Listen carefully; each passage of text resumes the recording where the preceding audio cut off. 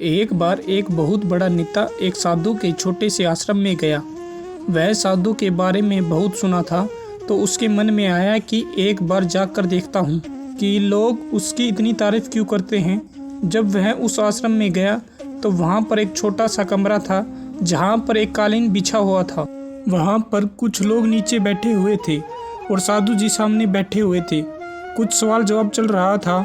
वह नेता उस आश्रम में आया और उस नेता के साथ में 4 बॉडीगार्ड भी थे और उसकी यह आदत थी कि जहाँ पर भी वह जाता था लोग अपनी जगह से खड़े हो जाते थे और उसकी तरफ देखते थे, हाथ जोड़ते थे और सर झुकाते थे।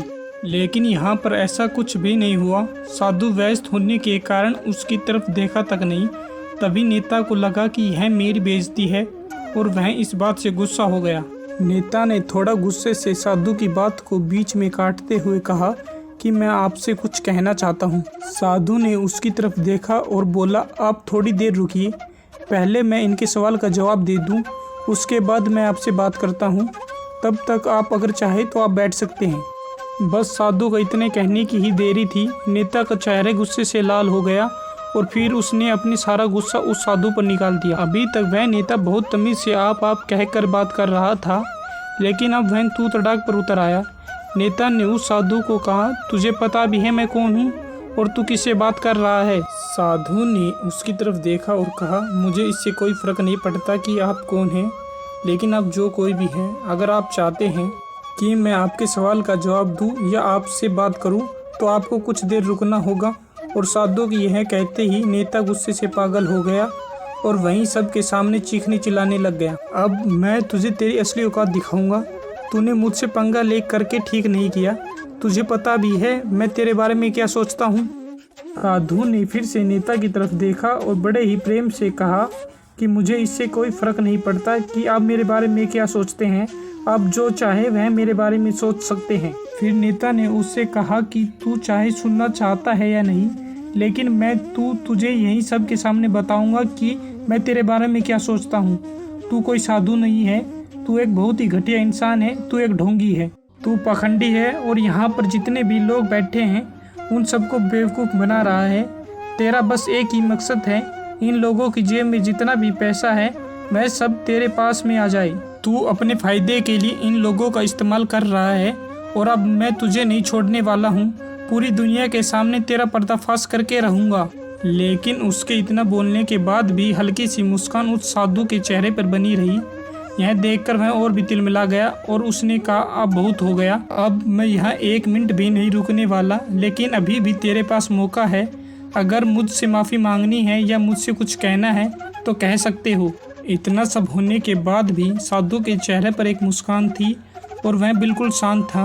और फिर उन्होंने अपनी आंखें बंद करी और फिर साधु ने अपनी आंखें खोली, हाथ जोड़े और कहा कि मुझे आपसे कोई गिला शिकवा नहीं है। आपके लिए मेरे मन में कोई भी गलत ख्याल नहीं है। जो भी मेरे बारे में आपने कहा वह आपकी अपनी सोच थी, तो मुझे आप में कोई भी बुराई नज़र नहीं आती है। मुझे आप बहुत ही भले इंसान लग रहे हैं। और साधु के इतना कहते ही नेताजी का दिमाग 7वें आसमान पर पहुंच गया। उसके चेहरे पर एक अजीब सी खुशी थी, क्योंकि उस साधु ने वही कहा जो बाकी सब लोग उस नेता को कहते हैं। और वह खुशी खुशी उस आश्रम से अपने घर की तरफ चला गया और जा कर के अपने पिताजी के साथ में बैठ गया। उसके पिताजी ध्यान में थे। उन्होंने पूरी ज़िंदगी सिर्फ लोगों की सेवा करी और बदले में कुछ भी उम्मीद नहीं किया। तो थोड़ी देर बाद जब उन्होंने अपनी आंखें खोली और देखा अपने बेटे को अपने साथ बैठे हुए, तो उनके बेटे के चेहरे पर आज एक अजीब सी खुशी थी जो आज से पहले उन्होंने कभी नहीं देखी थी।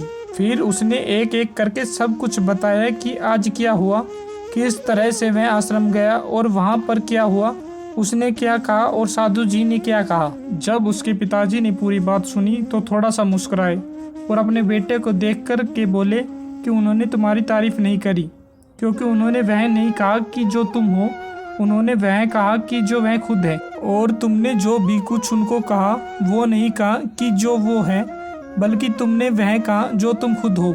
यही बात वेदों में भी कही गई है, यथा दृष्टि तथा सृष्टि। यह दुनिया तुम्हें वैसी नहीं दिखती जैसी यह दुनिया है, यह दुनिया वैसी दिखती है तुम्हें जैसे तुम खुद हो। जिसकी नज़र जैसी है उसके लिए यह दुनिया वैसी ही है। तो अगर तुम अपनी दुनिया को बदलना चाहते हो तो उसका सिर्फ एक तरीका है, अपनी नज़र को बदलो।